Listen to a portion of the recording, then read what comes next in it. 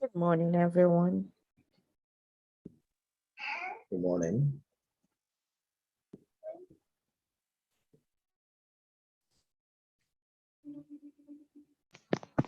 Good morning, everyone. Good morning. I'm trying to reach Dune very quickly.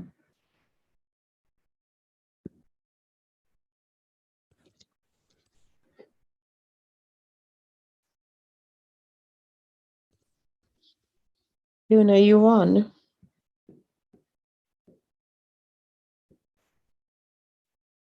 I have a feeling I may have, Dune, are you there? Are you on? Yes, ma'am. I'm just trying to get the others online. Good morning, ma'am. Good morning, Ifemi. Good morning, Nelson. Hello, can you hear me? Yes, you're audible. Dune, Okay. has the live stream started already? No, it's paused. I just set up ahead of time. All right, then. So how is everyone? Everyone had a lovely weekend?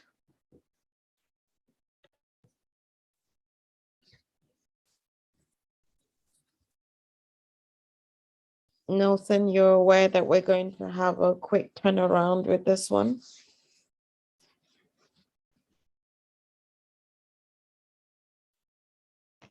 Yes, I'm aware.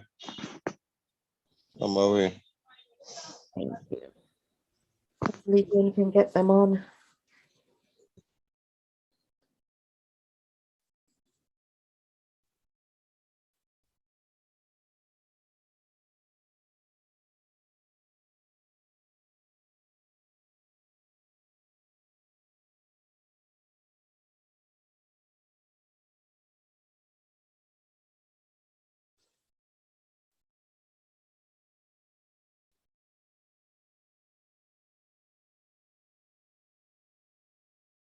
Looks like Bunmi is coming on.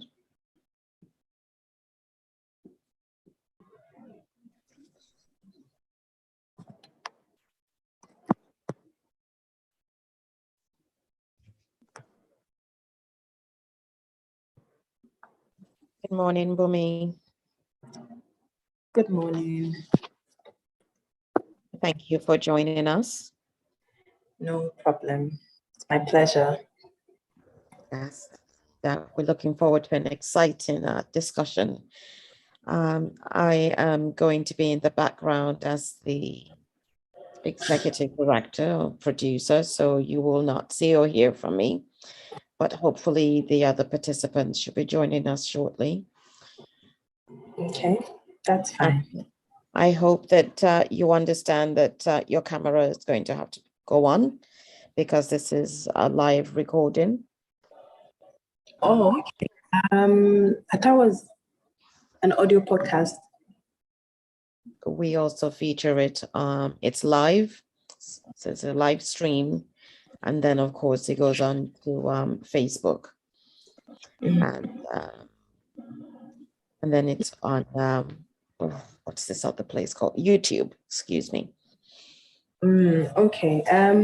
All right. So let me just relocate my position.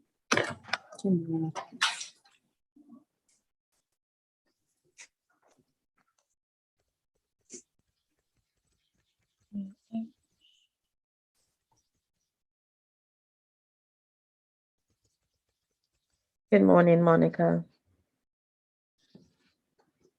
Good morning.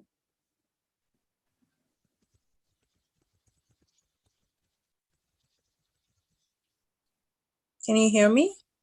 Yes, how are you? I'm good, thank you. Wonderful. Thank you for joining us today. And apologies, we could not record on Friday as early as scheduled. Yeah, that's fine.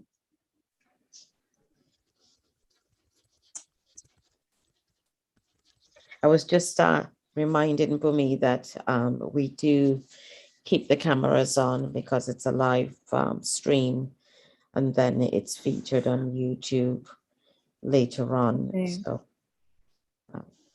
once we Okay, get so we put started, it on now. very shortly, Dune is going to ask everyone to switch on their cameras so we can take the photograph, and then it stays on thereafter. All right. I think Dune is trying to reach the third participant of the panelist. Oh, okay, no problem. All right, thank you. Just a few minutes. Thank you very much. Yeah.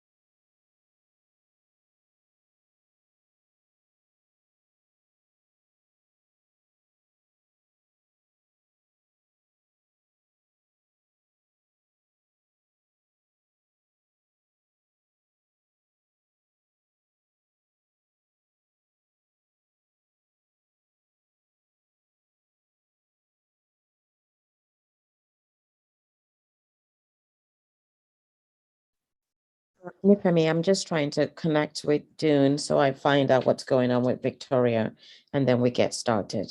Thank you. All right, no problem.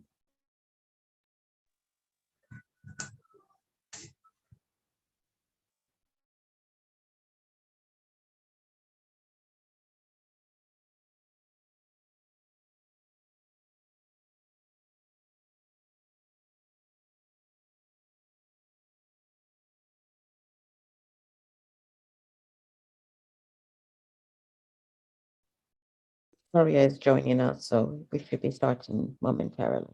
Thank you for your patience, ladies.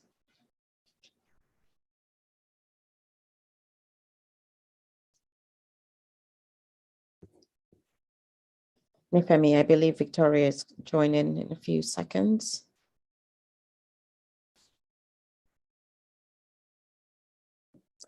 All right, morning, Victoria.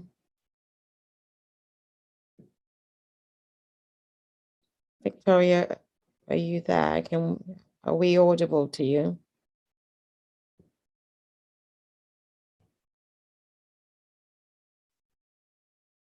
Nifemi, can you try saying something? Because I don't think Victoria can hear me. Hi, Victoria. Good morning. I don't think she has connected her audio. Something must be wrong with her microphone. I'll try and connect with her again. Thank you.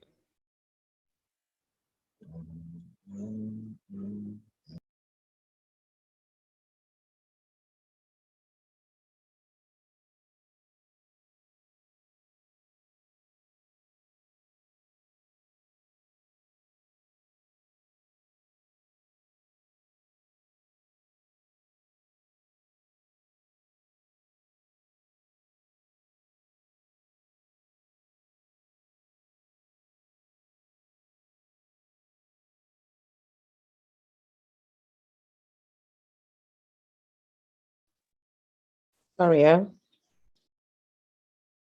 Victoria, yeah, Victoria is there, but we can't get the audio. Victoria. We'll give it a few minutes. Apologies, ladies, but these are the technical things that we have to adjust.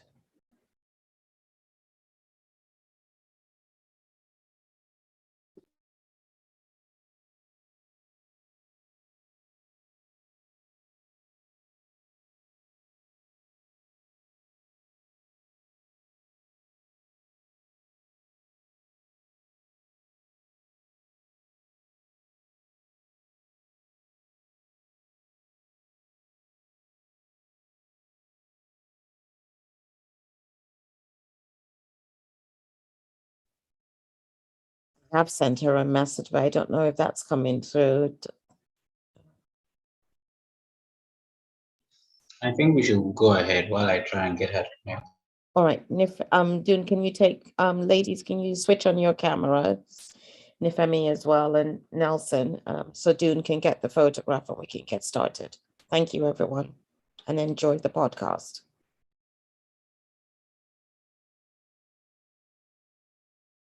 Bunmi, can you please switch on? Thank you.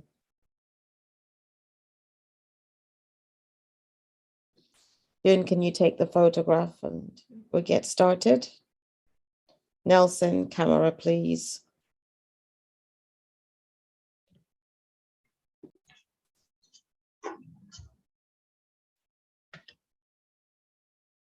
Yes, please. Victoria has started her camera, right? Let's have our best smiles on. Thank you.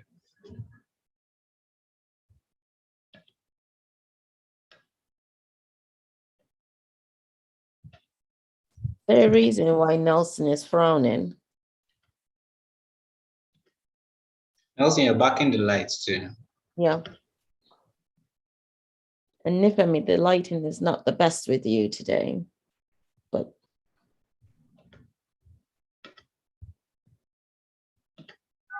much better, Nifemi. Thank you. Thank you.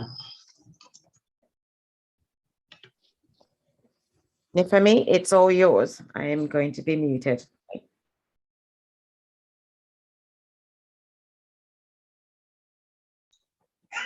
Hello, everyone. Good morning. Can you hear me? Great. So call me blessed amongst the women, right?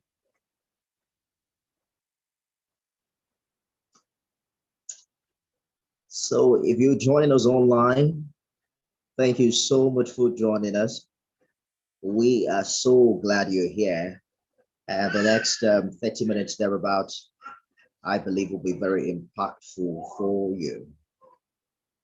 On this episode of the Think and Reimagine podcast, we're talking about the impact of climate change.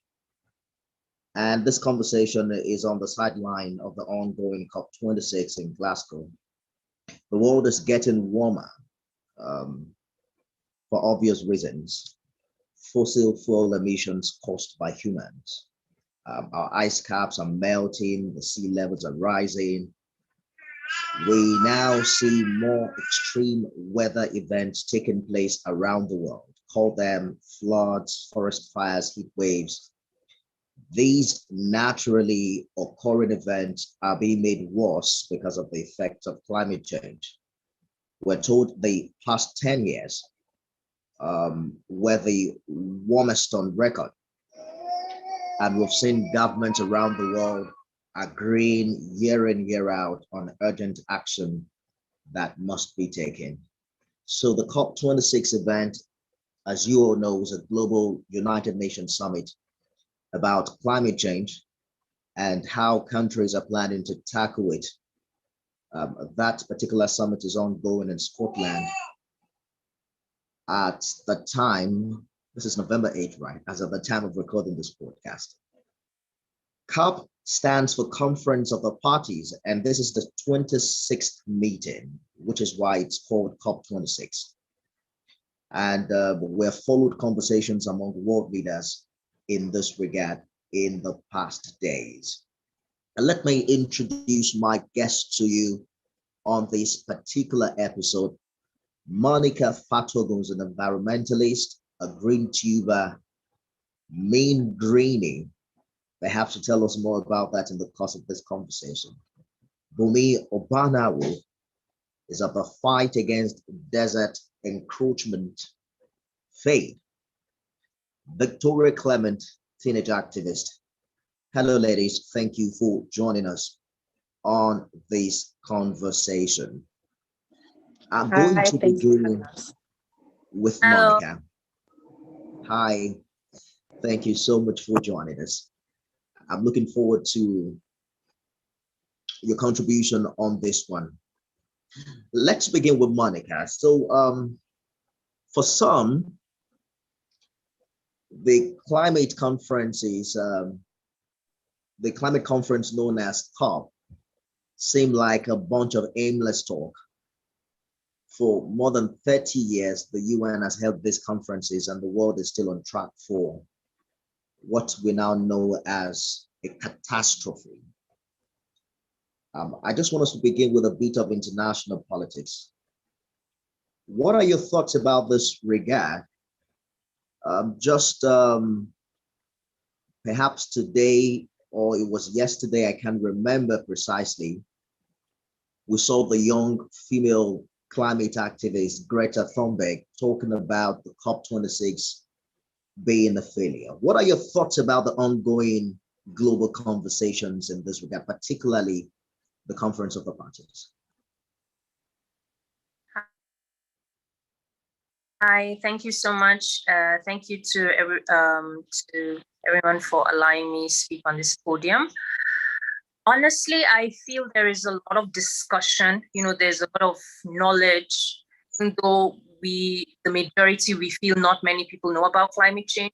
But this conference per se have a lot of people, have a lot of dignitaries, the governments that do, I believe they do have an idea about the consequences of climate change, but that would mean, stopping their money, from flowing. And that is, I think, the bone of it. And so there's a lot of mitigation promises that will reduce. Actually, we are at the verge of this thing has to stop. We have to get to net zero.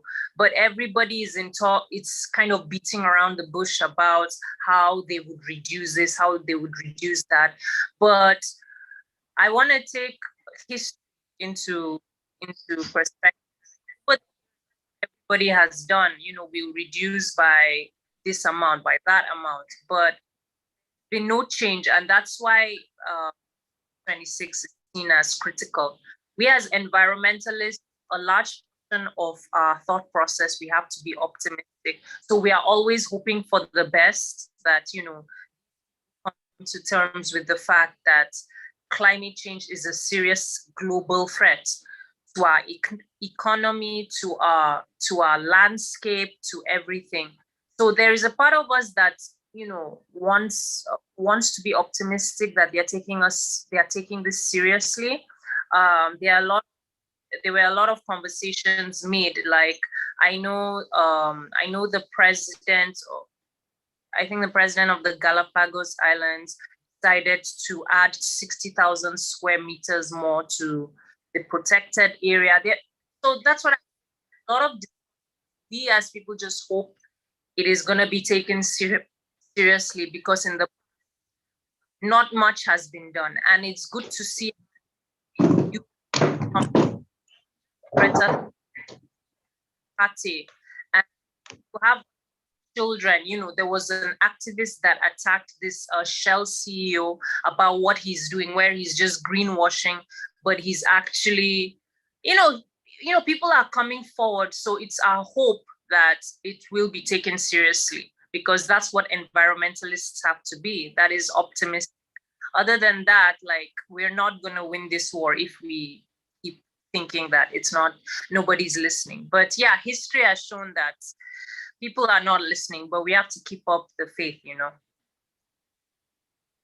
I'm going to ask Bunmi if she shares in your optimism, particularly with regard with the Paris Agreement and how we've seen it turn out after many years.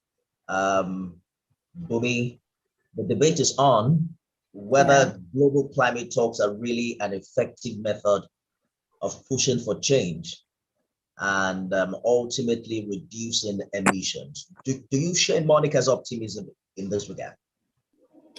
Well, I have to. If not, the planet is doomed, isn't it? Yes. So on one hand, there is hope, and we are optimistic that if we keep pushing on, if the government keep to their words, all these wonderful things, we can see change. But like Monica said, we've seen how, if you look at the Paris Agreement was signed when? Back in 2015, thereabouts. And since then, there's been some progress. But if you take a look or overall look at everything, it hasn't been the most successful in terms of the actions, right? So we're still going back. We push for 2, then we go to 1.5. We keep changing, shifting the bar. And governments keep with their NDCs, they keep making promises that we have seen that when money is involved, those promises cannot really be fulfilled. We know here, even in Nigeria, we had back then 2030, we did the 2020, then we shifted it now to 2030, and this is 2021. We're like, it will take in 10 years, you have to start from now to see the plans in place that will make you get to net zero by 2050 or to get to this by 2030. You can't just put out all these numbers. So Greta, I admire her courage, and she is right. We are seeing the same promises where you say, oh, we're committing so billion, so trillion. Who is following the money? Who is seeing what that impact is getting? We want to see real change, right? We want to see you say that, okay, we've cut down the number of fuel-run cars by 50%, especially the big countries. Since we're talking on a global scale now, right? You can do it. You have the resources to do it, and you're causing the biggest problem. I want to see you say that Shell has cut down production by so amounts. They can go into clean energy. We want to see that drastic move. If you say that you understand the importance of climate change, you understand the severity of climate change, then we need the action to back up that understanding. If your house is on fire, there's an urgency at which you act. You're not sitting down making a plan. Okay, let's make a 5-year plan. When would we get water? How many people do we need? There are things that there's an urgency you put into carrying out those actions. We aren't seeing that. We're hearing the words, but we're not really seeing that. And unfortunately, it has to come from the top. There's so much that the people on the ground, grassroots level can do. So I love the protest that the young people are getting involved in. I love the fact that they're speaking out. We have so many amazing organizations led by young people that are trying to make a difference. But we need more. To make this thing a grand scale level, we need more. If we're going to get to net zero, we need to cut down emission. How are we going to do that? We need to talk to the big guys. We need to hear them. So I haven't followed COP26 as much as I did the previous COPs, just because I've been very preoccupied and I'm not as motivated to do so, sadly. But I've seen again that it's going to end in a few days on the 12th of November, right? And I'm not getting any sense that it is going to be that change that we desire, that they are all going to understand that, you know what? Underdeveloped countries are going to need a lot more support financially to ensure that they are well protected by the time the effect hits them. The developed countries are going to do a lot more than they're doing now. A few countries are doing well, but we need more than you committing 60,000 square meters to plant more trees. Yeah, that's great. We appreciate that. But we need you to say, we're giving these people deadlines. We're giving the big energy generating companies, particularly our oil companies, they have deadlines because the nation is going, we're cutting our fossil fuel and we need you to do that. So by so time, you need to cut production by so much. We need those very big words. We don't just need promises. We need those big actions. You need to hit it where it really would matter. So, I don't know. Sorry, I went on, but yeah, it really gets me. And it's a bit annoying that we know what can be done. I understand the politics. It's not as easy as just saying, tell them, well, we see how you shut down other things. We see how countries kill businesses like Bitcoin, not to get political, but you can make laws and it will change an entire sector in one day, in a few weeks. You can do that. So what's stopping you? That Bunmi saying that it's important that we begin to match our words with action. I'm going to get a Victoria in a bit, but I'm sure that is, her mic is back on. But Monica, let me get your reaction to this very quickly. We're hearing that there's been quite a number of commitments. Even our own president was talking about 2060 and achieving the net zero in areas of emission. The challenge, however, is that he's considering, that Nigeria should begin to need some funding in the area of gas evolution. Sadly, our budget is still largely dependent on, the fuel money, and even the gas that Mr. President is talking about is becoming more expensive by the day.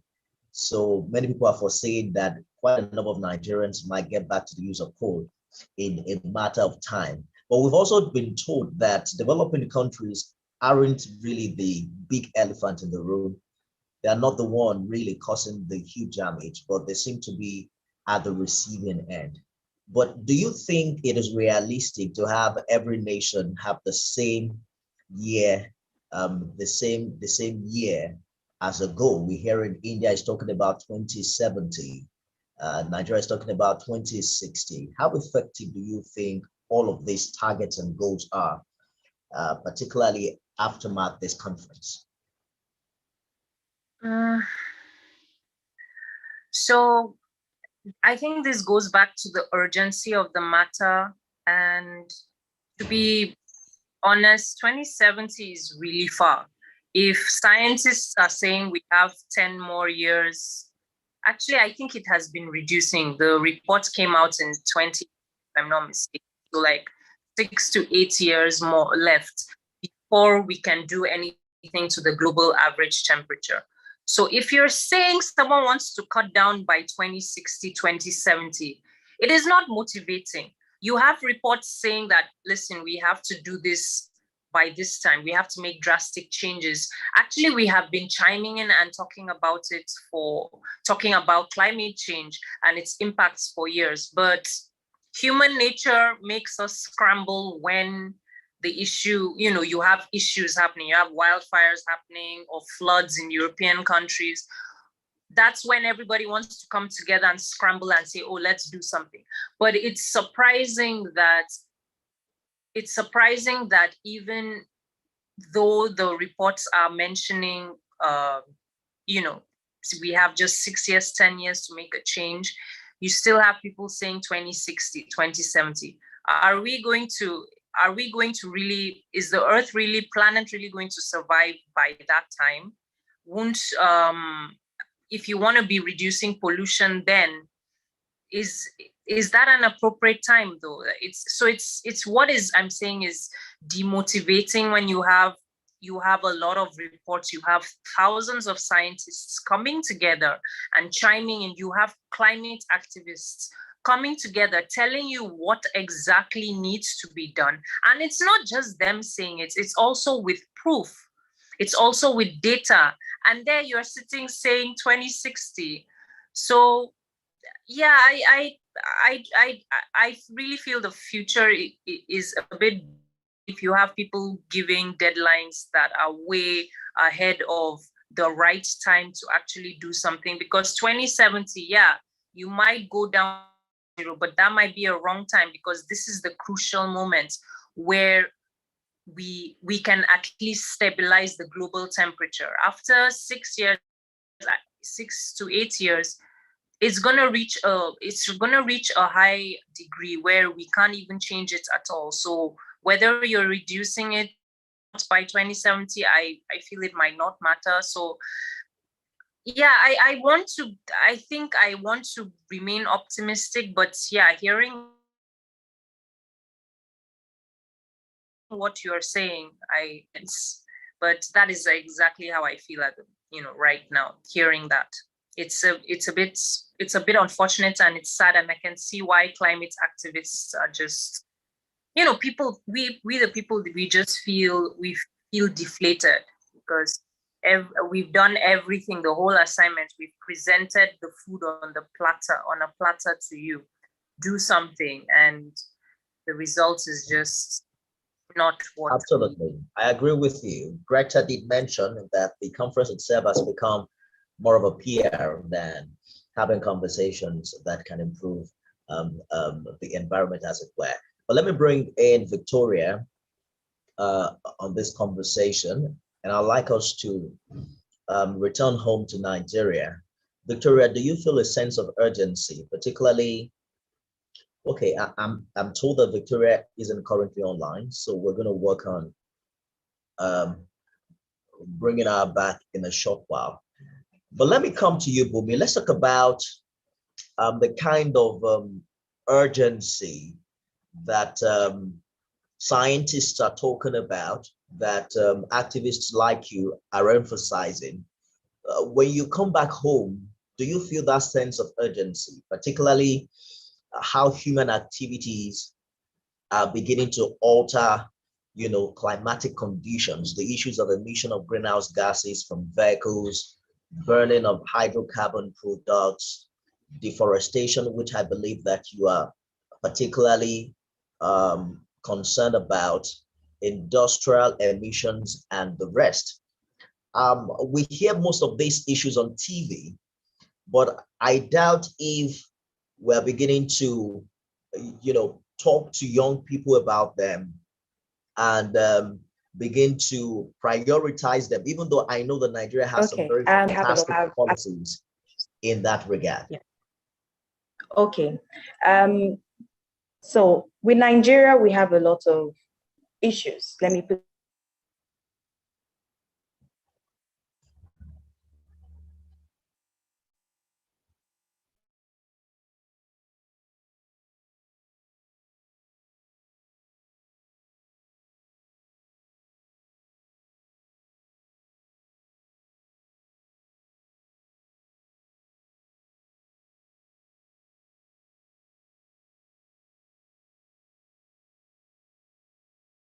it that way. As an underdeveloped country,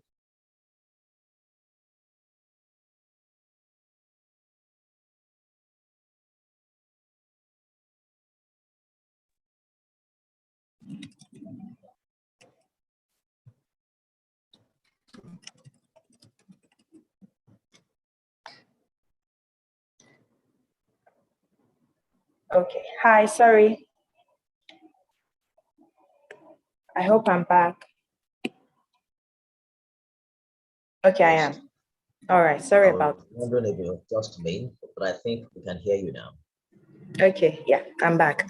Okay, I'm not sure if you heard anything I was saying initially, but talking about Nigeria, bringing it home to Africa and particularly to Nigeria, because we have so much that we need to address. Sometimes climate change, the urgency of it is almost, it's like, I have so much issues we're facing hunger, we're facing lack of electricity. So when you talk about energy efficiency, you talk about clean energy, there's barely light anyway. So where are we going to get these things? Like you're talking about alternative sources of energy. I don't even have the primary source of energy in the first place.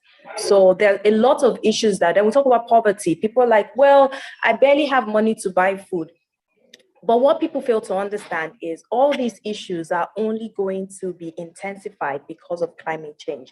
So here we have issues of herdsmen clashes. I always use that as an example because it shows clearly how climate change can exacerbate problems. So why are they moving? They're moving because they can't feed their animals anymore. They've lost greenery, they've lost fertile land, they can't plant. We have farmers that are migrating and they're looking for other sources of income. So they move to greener pastures. Now, if we had helped prevent that from happening, it wouldn't lead to this. So what people fail to understand is climate change affects every sector, every aspect. If we fix electricity, for example, if we get electricity to the rural areas, start with that. Then they will not need to cut down as many trees as they are cutting down to generate firewood, and not just getting it to them, getting it at an affordable rate. So there are so many things that it's interlinked. So when I want to talk about climate change, particularly in our community, in our society, it can be separate from the bigger picture. It can be separate from helping people understand that if we have better drainage system, then when flooding comes, it will reduce the severity of it because the water will pass. But flooding will come because the sea levels are rising. So there's a link between the fact that we are very underdeveloped, and if we don't improve the infrastructure, we would be worse off when they already come in the effects, but when the effects intensifies. And that with what Monica was saying about having targets. Understandably, you might not be able to hit 2030, but if they're telling you that by 2030, you need to reduce by 45% from your 2010 levels, if not, it might be impossible to make any difference again, then you understand that you don't have the luxury of time. So what can you do by 2030? There's so much it's 10 years. 10 years is not a long time if you break it down to all the things that you need to do.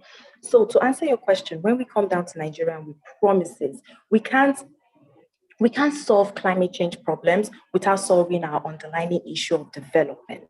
If we don't develop, we would suffer through those issues. If we don't develop and find better storage for our food, when the famine hits, because it will hit, drought, our rains will come.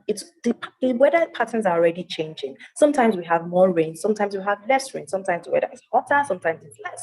Right now I'm in Asaba, and I sometimes attend the Yam Festival. And the Yam Festival, back few years ago, used to be around August, and around that time. But now it's like September, October, because the yams are not coming as early as they used to anymore. So they've had to change their tradition, the festival that they hold at a certain time. And people are like, but why? But if we had better storage, better irrigation system, then you're better prepared to meet the effects of climate change right in the middle. So on one hand, you're trying to, so I guess that's where mitigation and adaptation comes in. So you're trying to mitigate, but you also have to try to adapt. If not, the two have to work together, particularly in our environment. I agree with you, Bunmi, that it's important that we begin to identify the core of the challenges, particularly when you talk about the farmer headers crisis.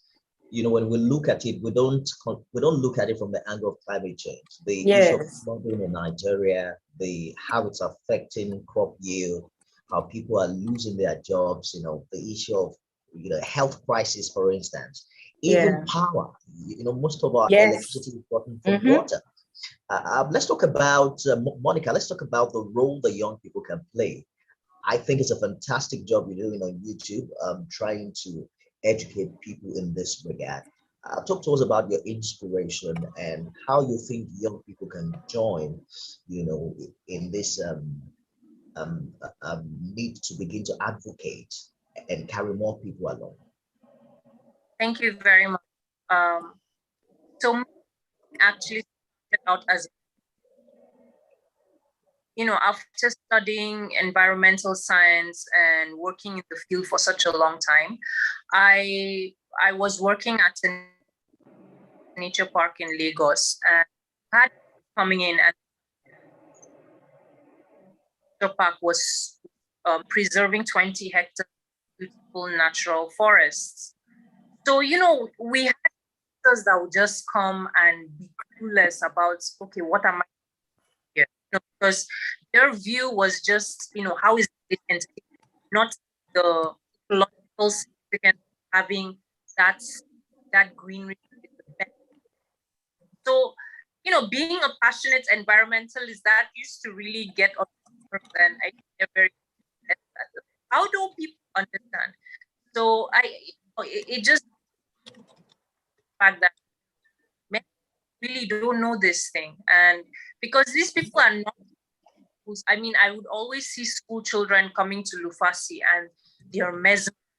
Some of them have not seen a goat before, or they don't understand the difference, or rabbit, or just greenery, and that made me think twice. And then I went to the climate reality program in the US and meeting Al Gore and hearing what he has to say. And he was in a panel discussion with a New York columnist, and we can't just be posting and retweeting, and you have to be aggressive, time of posting and but it's not enough. People have, and that is what made me think of the MeanGreenie. So yeah, but you have to be a mean green. Like, you can't just be talking about green stuff. You have to practice what you preach. So the platform, the YouTube platform, like an educative, practical platform where I give local actions to just individually starting out imperfectly as an environment. Whether it is taking care of indoor plants or recycling, I show people how I do my recycling, and give them an idea and contact on composting. So I let people know. I know it might not be an ideal topics location we're at, but I just feel people have to know, and I have to do my part. Yes, I'm as an the exposure, I get the opportunity to plant trees and all, but not can. So what can others do imperfectly? Just start, because everybody's waiting for the government, not knowing that most of the movements in our world started with individuals. Look at Greta Thunberg, how it started, or in Africa itself with Nakate being a climate activist, and how the government stood up, and now it has amounted to this, where they are taking charge. They're to conferences and they're speaking up. So people tend to forget that it's up to individuals, and that is why the platform I created, that platform, that what, yes, the government are at fault, but you also minutest you can just contribute, you can just do something, and you don't have to be a perfect environmentalist. Nobody is perfect. As much as I'm not zero plastic, but I'm doing what I can. And I think if everybody just does a little something, it will amount. It will amount. Even other people are not doing it, you start to inspire. I know friends that have gone into recycling. I see their plastic, and I'm up also that, oh, you know what, I will contact these people too. I have like friends that are, and that is a sign. That is really. So I don't know if the issue is with my network. Appeared that your audio was breaking. Was that just me? Oh, okay. Was that every? Feedback from your Zoom? Yours is breaking too. Oh, mine is breaking as well. Yeah, both of us at some point. It must be the climate that is affecting the network. Perhaps. It's all right. So, but I still make sense from what you said. I hope that we got it completely on recording, and I salute your courage to venture into that segment, which is not as popular. Everyone on YouTube is doing entertainment and the rest, and they're after the numbers. But don't worry, I have subscribed now. I'm sure that more people will subscribe in due time. Bunmi, let's talk about your work at the fight against the desert encroachment. So you said you are currently in Asaba, right? Yes, I am. Yes, so we have a couple of projects across Nigeria. Okay, beautiful. I just wanted to say that you're likely to see more forests in Asaba than in Lagos. I live in a place and we're so lucky to have this forest behind us, and I stay upstairs. The air is so cool at night. I mean, it's not a typical, Lagos. Until recently, Yeah. I just saw some Oh no. bulldozers entering Oh into the woods, no. cutting our precious forest, and then I'm told now that they are planning to plant, houses in that region. Of course. Talk to us about how important these things are, particularly as we begin to embrace commercialization. Everybody's talking about real estate. Everybody wants to buy land, wants to build houses. Is it important also that we begin to talk about preserving nature? And what does it really mean? Perhaps people don't really understand, why things like this should be preserved. Yeah. So the story you just told is very common with pretty much a lot of real estate development. In fact, with Fade Africa, we have this weekly column on Sun newspaper. And I think it was 2 weeks ago, there was this article we published, and it was titled, if the concrete, what forgotten my title? If the concrete grows, may the trees and shrubs grow with it, right? So it was basically talking about what you just said, and how sometimes it almost feels like environmentalists are against development, which is not the case, because we understand the importance of development and the place. We understand that shelter is key in development, and it's one of basic human rights. People need a place to stay. People need a place people need homes. So that's important. But now the question is, there should be a balance. These things can coexist. It shouldn't be either or. So we tell people, you come into a space and you see a lot of greenery. What blows my mind, particularly in Lagos, you wipe out the entire thing and then you plant artificial plants. I'm like, what's the sense behind that? Why not map? I don't know how many people have seen like drawings. You start with a drawing. So you've mapped out the layout of the land. You know where everything is going to be sited. Why not build around it? So one thing we do here, so we're also involved, we work with organizations that are involved in some real estate. And one thing we're very big on, because we help the planting and all, is retain as much as the natural habitat as you can, because unfortunately, once you cut down certain trees, you release all the stored carbon that they have helped you store from time immemorial, at least to some extent. So it's important to retain what is existing. So the message we try to pass across, and back to you when you said, should we begin? It's too late to be beginning. This is something that we should already be talking about, and that is green spaces and houses. And it's even in the constitution. Well, at least I know that it's in Lagos land law, where you're supposed to have a certain amount of green spaces in your compound. Of course, nobody really abides by that, and it's not implemented. But it is there, and it is advised. And you see this in a lot of developed spaces, where you can't just have all concrete, and then you have one tiny plant that you put there, barely even taken care of, because it dies all the time, and when people understand the importance, like where I am, where Nelson Mandela Gardens, right? And every morning I come out, I can take a walk around the park, and it's beautiful. If I'm stressed at the end of the day, I take a walk around, and I am not even trying to just sell green spaces, right? But there's a load that it lifts off you, and you can breathe in clean air. Lagos particularly is so polluted. We need green spaces. We need more urban parks. People should plant trees, if for nothing else, so that you can, to some extent, clean the air that comes around your houses, right? So talking about real estate and environment, there needs to be a big conversation that we should have with developers. You can have your business, you can maximize profits and still maintain as much green spaces as possible. And the government has to put in place areas where you can't cut down, because they should be reserved.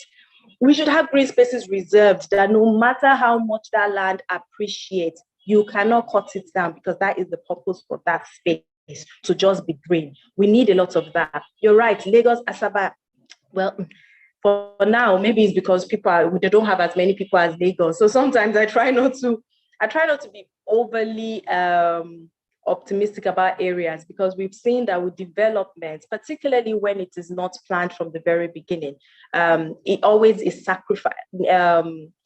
The climate is sacrificed. Green spaces is sacrificed for development, which shouldn't be the case. Green spaces are part of development. Like, you go to developed countries, that's a big deal. So if we're trying to copy, if we're trying to take in what they have, then we should understand that if green spaces are important there, it's because it's important everywhere. So I hope you did something more than just feel sad. I hope you went to talk to them to not bulldoze those trees. That's part of you. That's part of what young people can do. We can talk. Yeah. In fact, sorry to just to add, there was this time along Body Lawn. This was way back then, a few years ago. They were cutting down trees, and what we had done at the time, we organized a vigil, and we went there to sit in front of a lot of those trees and say, "Except you're willing to cut us down, you are not cutting these trees," and it worked. Well, we had to come to a compromise because I think they were trying to expand, maybe dig some drainages, but it worked, and we maintained at least close to 70% of those trees. So yeah, you can do something like that. Go sit there, do a sit out, and prevent them from cutting more trees. Yeah, well, maybe I'll listen to this podcast again and be inspired to do that. Monica wants to say something. Yeah. You need to unmute your mic. Okay, yeah, I can hear you now. Another aspect is changing how we design our buildings. So yes, as it is, it's really important to develop, but with the trying times, we have to change the way we develop. We know that there is the buildings themselves add a lot of pollution to our already existing polluted spaces. And that is why developed countries or other places, they make use of biophilic designs. And these are these are designs where nature is used. That's why if you go inside a building, you can see them building around a tree, or there is a lot of greenery, or you have foliage that is incorporated into your designs. The type of paint that is used compared to normal paint is much eco-friendly. We have to change how we develop our spaces.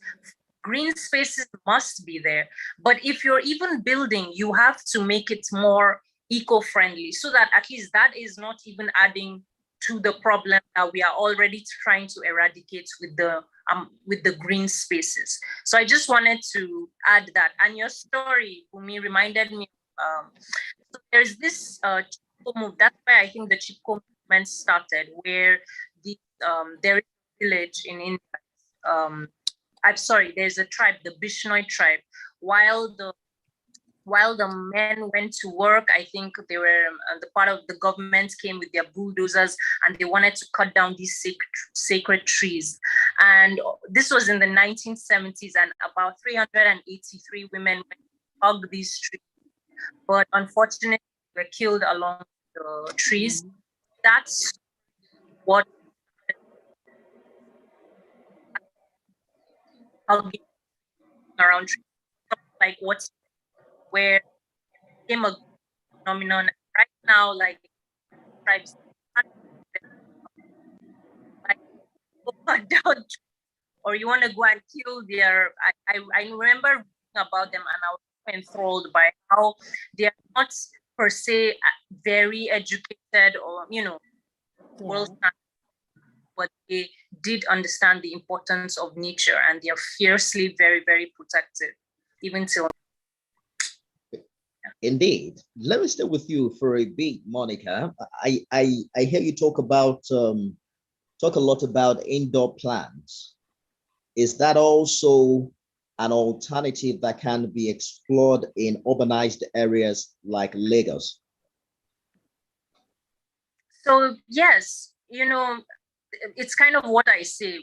Lagos as a city has been overpopulated by buildings. Even though we say plant trees, the thing is that was the solution.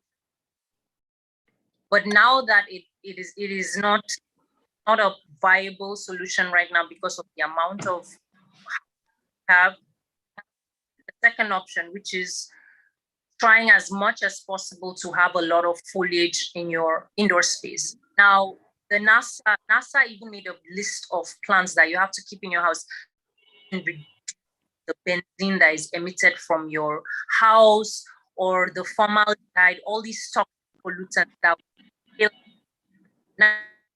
90% of our lives we are always. So why that eco-friendly, you are already exposing yourself to varnish stains that you build your house, and you inhale that daily. So these plants, like the snake plant, like you have the spider plant, different kind of plants. There are some that provide oxygen, more oxygen at night. There are some that take away pollutants from your living spaces. So that is one of reasons to have indoor plants. There's also the benefits of how it elevates your mood. That is why when you go to a forest or you're near plants, there's a sense of calm you feel, because plants have the power to reduce your stress. And that has a shade effect of preventing cancer. But most of all, it's known for its mood boosting properties. So that is one of the reasons why indoor plants are going to be highly beneficial, not false ones that are just made out of plastic, no, like real plastic. So the finding out which plant works in your home. Like you have some that are they're fussy like plants, but many benefits. If you have the best, which I do is like, the best thing is if you see a window, try and place your plant near that window, whether you have a nice shelf. And I mean, you even have some plants that they're not fussy at all. Like, yep. And I don't want to go much into plants, but have the benefits. And I think that like right now that Lagos does not have any so-called green space to plant. Individuals that can't plant, I mean, keep indoor plants. It helps the environment. It helps your health. So I want there to. So and even if you don't want to keep indoor plants, at least you have a balcony. At least you have some sort of a compound, or so there are spaces you can still put some greenery in. So they're like, there's no excuse. Everywhere is not like Asaba. No, but you have nobody is going to come and one thing you can be sure is at least no one is coming to steal your snake plant or your aloe vera. So you can put something outside your environment that would still encourage you to have the benefits of green spaces. But yes, it is important. I agree with you. I'm thinking that we'll have to continue this conversation. Perhaps I don't think the network is doing justice. I'm hoping that our recording would really have a smooth record of everything you have said. Of course, we talked about green spaces, and time you wonder what politicians see when they travel out of this country, because many of the developed cities we mentioned earlier are developed in such a way that there are green spaces planned with them. Unfortunately, we haven't seen much of that in this part. And I'm just being told now that Gambia has been recognized by the World Economic Forum for its effort at tackling climate change, perhaps the only country in the world achieving the goals.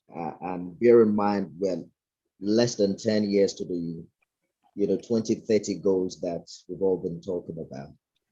Ladies, I must say a big thank you to you. I'm just going to ask for a final thought on this particular topic, and I want you to speak from your heart.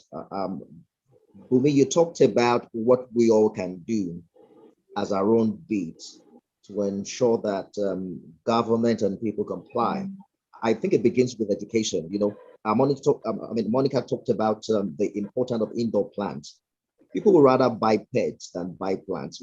It's because they don't know, they don't really appreciate what it does. Many people see it as mere aesthetics. Oh, greenery, oh, it's so lovely, but they don't even understand, deeply what it means and the importance to their own health, so to speak. So let me begin with you, Bunmi. What are your final thoughts in this regard?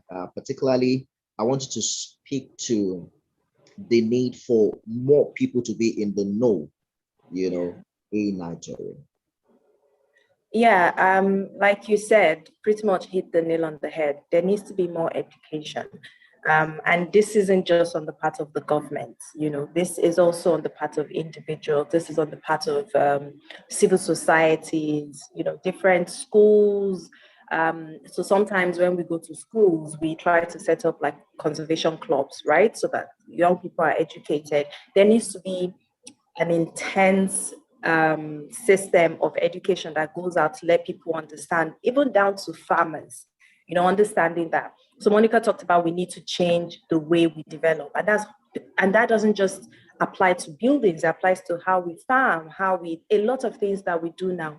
We need to change to adapt to our present situation. So we need to go back to the times of shifting cultivation, because we need to give the land more space to just breathe and recover from all the tension that it has gone through. We need to talk about little things like, now more than ever, the reason why you shouldn't litter isn't just because of the aesthetics of it, which is important, but also because the plastics and all of this thing clogs the drainage. And when we get more rains than usual, it will lead to a lot more flooding than usual. So there needs to be a way where we can send the message in a language that people understand. And I just don't mean in terms of the maybe English, Yoruba, but even making it so understandable that they can relate it to their own day-to-day life. So we need to package it in that way. Honestly speaking, if people can't relate to your message, they wouldn't understand it and they will not believe it or run with it. But if they can relate to it, then they will run with it. So there's a need for education. And with that, like I said, we don't necessarily need the government to be involved in everything. They do try. Once in a while, I see adverts here and there that talk about little things, about climate change, because they want to show that they're doing something. But even as individuals, we can talk to friends, we can talk to, it's funny, there's a joke I have with my mom, because growing up then, I've always hated litter, all of that. So when I'm in the car, and we buy things on the, hawkers and stuff. And then she puts down the window and wants to throw it out. I'm like, Mommy, why now? She's like, look, now there are a lot of other debt there. I'm just adding to the one that is there. I'm not creating new. So I used to be so against it. And the older I got, the more I could, articulate why this is wrong. So now when I'm in the car and she wants to like, okay, fine, Bunmi's in the car, so she, I'll like, leave it in the car now. When we get home, then you can take it and put it in the bin. There's a dustbin at home. You don't have to throw it out. So little things like that. I can't be in the car with you and you take down the window and throw some. What? Never. That can't happen. We'll stop and go back to pick it up. So little things like that we can start to do, and then we can push for better policies. We as consumers, for example, can start to demand better. So we can start to demand less packaging. Have you seen the amount of nylon and paper they used to package some of our things? We don't need all of that. We can start to demand for less packaging and go for products that probably have put in more thoughts around sustainable processes. That way, there's a demand for that. And people will go where the money is. So when they see that there's a demand for sustainability in our processes, in our packaging, in our product design, then more people will do that. So there's also an onus on us to demand for that, and we can use our purchasing power to get that. So I sometimes try to, I'm not plastic, I still have a bottle of plastic bottle here and there, but as much as possible, I try to reuse these things. I don't use straws because there's really no point. As long as I clean the bottle and I clean the mouth of it, I'm fine. I don't need a straw. I can rather use a glass cup. I don't really like using disposable cups. As much as possible, I try not to. I'd rather drink from the bottle, or go, if I can, I'll only maybe do it if I cannot maybe go with my own bottle or get a glass cup or something. So yeah, those things we can do, and it doesn't seem like a lot, but if you start to do it, let the next person beside you be inspired by what you're doing, and that's how we create a ripple effect.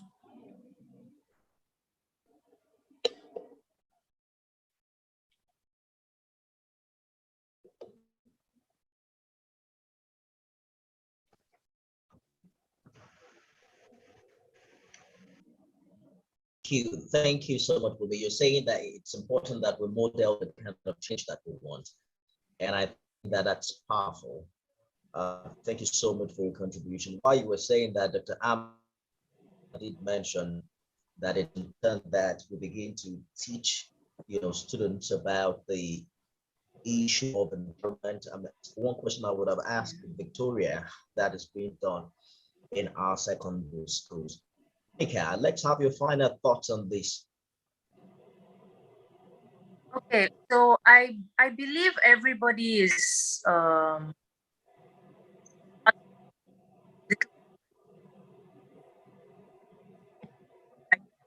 how they can contribute, because there are some people when you speak to them and they want to do what they can, but they are try, but still they do. And the truth is that we have so much power in our hands because we are in the digital era where on the web. So whether Instagram or you use other social handles, try and follow other that give an idea on how you can be more eco-friendly. We have to start perfectly. What I always people are, I don't know how to, I don't know how to just start small. Even if you don't talk about it, you have to. And I feel people are not interested because they think it's not going to affect them. It's not about them. But the sooner you realize that it's all about us, it's going to affect us one way or the other, that changes your perspective. Like, okay, what can I do on my part? Yes, we know the government is there, but everything's kind of one way or the other starts with what we can do. So that's what I even speak about on my channel, where you don't have to be a perfect environmentalist. Nobody really is. They just start from somewhere. So you need people to speak up about this more, to teach, and I feel there are resources. Everybody is speaking about it. It's just about interest, and that comes from the fact that people are not knowledgeable relates to us or not. So I would just say, to be honestly, start imperfectly and follow social media, whether it is whether it is Nat Geo, just follow something so that you get more insight, more information, because I'm sure most people are on Instagram. So you can just add that to a resource you follow so that you get more information. Absolutely, Monica. I've put on my video, I think that the network got bad. Change begins with informed individuals, and I believe that someone who's listening or watching this one will know that climate change indeed is slowing down economic growth around the world, even in Nigeria, because it affects multiple economic sectors that are sensitive to climate changes. In this conversation, we've talked about the issue of the headers, farmers' conflict, the rising flooding situation in Nigeria, and beyond just having this talk, there must be a continuous public awareness campaign to ensure that everyone is on the same page in this regard. Teachers must teach children environmental education in schools to empower them early about the dangers of climate change. Not everyone would grow up like Bunmi, who, just have this thing for our environment. Some of us have to be taught not to, not to damage or pollute our environment. A big thank you to Bunmi Obanawu. Is that how to pronounce it? Yes, you're very close. It's Bunmi Obanawu. So yeah. Obanawu. Okay. Yes. Thank you so much, Bunmi, for your time on this conversation. Monica Fatogun, good to see you. Thank you so much for sharing your thoughts with us. That's a show today, guys. Thanks for being a part of it, ladies and guys, before Dr. Hammer has my hand. Thank you so much for joining. See you again some other time. I hope that you join us for subsequent conversations in this light. I am Nifemi Oguntoye. See you on the next one. Thank you, everyone. Bye-bye.